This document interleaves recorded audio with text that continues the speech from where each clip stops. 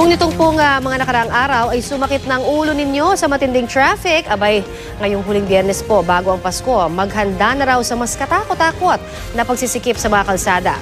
Sa NLEX, posibleng tumaas ng 10 hanggang 15% ang volume ng mga sasakyan. May ulat on the spot si Cedric Castillo. Cedric? Yes, Connie, kapag ganitong Biyernes, alam naman natin normal na nagkakaroon ng build-up ng mga sasakyan na papalabas ng Metro Manila at papasok naman ng North Luzon Expressway dahil ngayon sa weekend.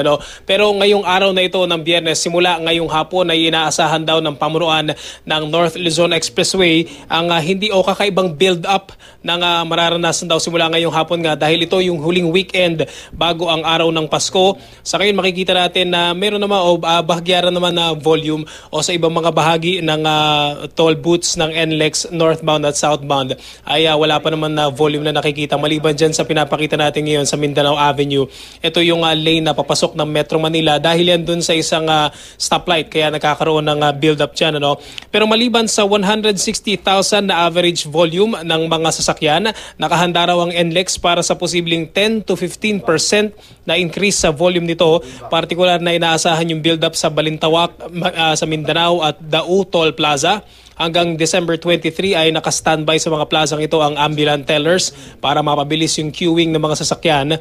Katulad din sa dagsa ng mga sasakyan tuwing Undas at Holy Week, magde-deploy din ng karagdagang patrol vehicles simula bukas. Hanggang matapos ang Kapaskuhan, suspendido na rin ang lahat ng roadworks at road repairs sa kahabaan ng NLEX at maging sa SCTEX. 25% naman ang projected increase ng volume sa SCTEX kung saan umaabot sa 25,000 vehicles ang dumadaan araw-araw. Dahil sa pagitan ng Pasko, Connie, at January 1, may mga araw na inaasahang magbabalikan yung mga motorista at asahan din daw ang muling build-up palabas ng Metro Manila sa mga araw simula naman December 27, lalo na raw sa December 31 kung saan tinatayang 1 milyong mga miyembro ng Iglesia ni Cristo ang inaasahang tutungo sa complex ng Philippine Arena para sa New Year countdown ng INC. Simula naman January 1, southbound na ang inaasahang build-up dahil sa pagbalik sa Metro Manila ng mga motorista. Sa mga panahong yon, ang magiging critical area naman ay ang Bukawe Toll Plaza.